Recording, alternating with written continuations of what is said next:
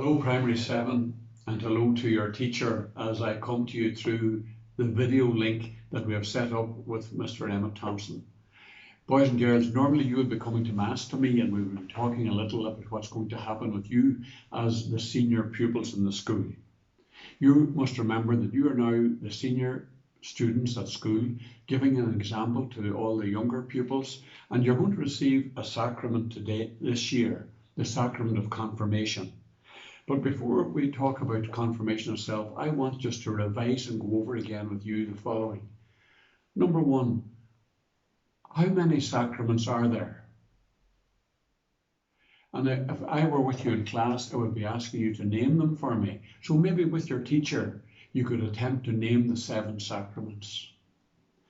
Number two, how many sacraments have you received already?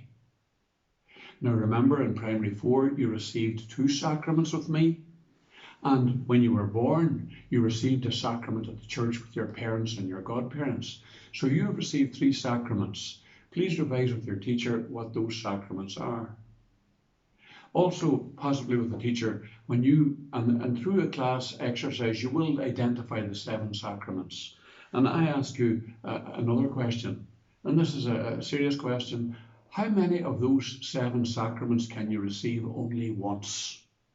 Now, if I were with you in class, you would be answering that question for me, and we would be finding out that sometimes we make a mistake, that there are some sacraments you can receive many times, and some sacraments a few times, but there are only 3 that you can only receive once.